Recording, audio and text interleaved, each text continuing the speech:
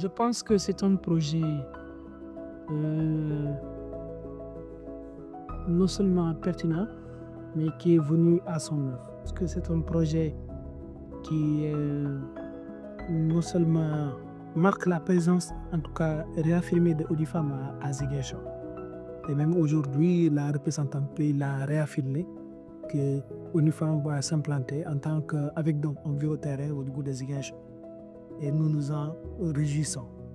Je disais également que c'est le projet pour de lutte contre les violences en cas faites aux filles et aux femmes, avec surtout cette perspective d'autonomisation. C'est venu à son heure parce que nous sommes en train de développer aujourd'hui à Ziguinchor le plan Diomaye pour le retour des populations déplacées en Casamance. Donc, comme pour dire en réalité que venir à Ziguinchor, lancer un projet de lutte contre les violences donc faites aux filles et aux femmes, permettra de prendre en charge justement les femmes de ces populations en tout cas déplacées qui en tout cas auraient été victimes en tout cas de violences, surtout que ce sont des populations qui avaient quitté leur localité. C'est un projet qui vient à son heure parce que nous avons toujours demandé que beaucoup de projets viennent à Ziguinchor. Parce que d'abord c'est une région enclavée et qui nécessite beaucoup de projets. Beaucoup de projets. Et ce projet vraiment vient à son heure. En général, nous pensons plus sur les chiffres.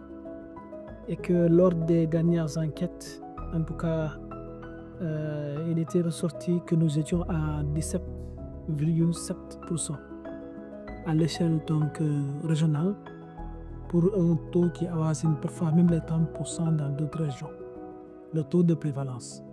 Ceci veut dire certes que nous aurons un taux relativement bas, mais si nous allons dans les détails, nous nous rendons compte qu'il y a des efforts à faire. Oui, les violences à Ziguinchor, elles sont nombreuses. De tout va. Je cite quelques-unes. Des violences verbales, des violences physiques. Mais surtout, ce qui a trait aux violences ici, c'est les violences du conflit. Conflit casamancé, c'est des formes de violence. Ce ne sont pas seulement les femmes qui souffrent, mais également les enfants.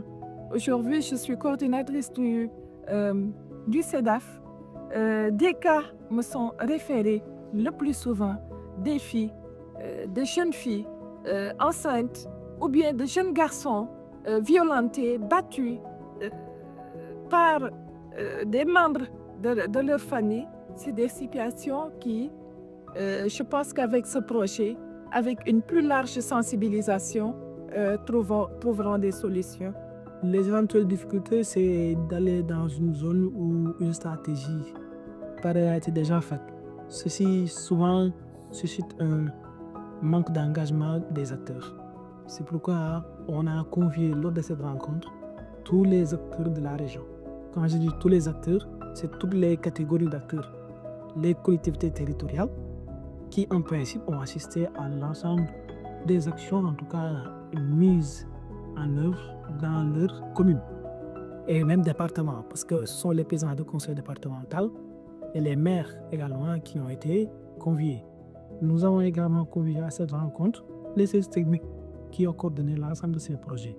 Nous avons convié aussi à cet atelier donc les ONG, les associations, l'ensemble des acteurs communautaires, les Badjanogor et même les notabilités religieuses et coutumières, notamment le représentant de l'évêque et même les femmes du Bois Sacré qui sont venues aujourd'hui pour que l'on puisse échanger sur ce qui a été fait à Ziguinchor et l'apport que nous devons attendre de ce projet de Odifam au niveau de Ziguinchor.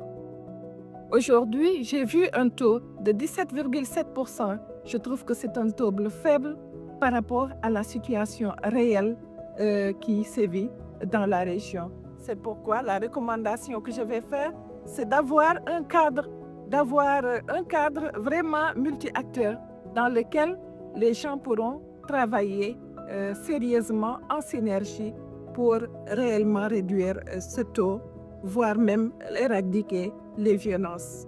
L'appel que je dois lancer, c'est de nous rester quand même mobilisés. Comme je l'ai dit tout à l'heure, c'est une affaire qu'il faut prendre en compte en tout cas avec pas mal de tact, de diplomatie. Il faudra y aller avec pas mal quand même de stratégie.